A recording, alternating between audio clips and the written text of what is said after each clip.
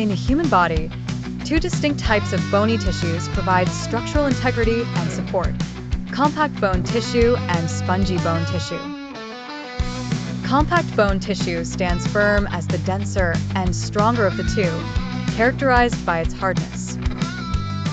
Although it might appear solid to the naked eye, a closer inspection under a microscope reveals a fascinating network of cylinders made from calcified bone, known as the Haversian systems or osteons.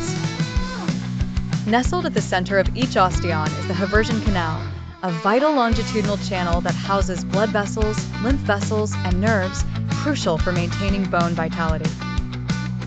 The unique architecture of these osteons is tailored to provide the exceptional strength required to endure the daily pressures exerted upon long bones.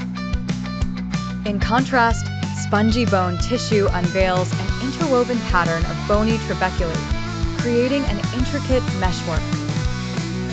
Within the spaces of this meshwork lies the red bone marrow, a vital component responsible for blood cell production.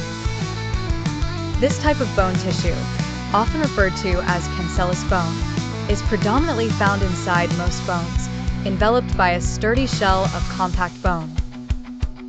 The arrangement of the bony trabeculae is ingeniously designed along lines of greatest pressure or stress, optimizing the structure to offer significant strength without excess weight.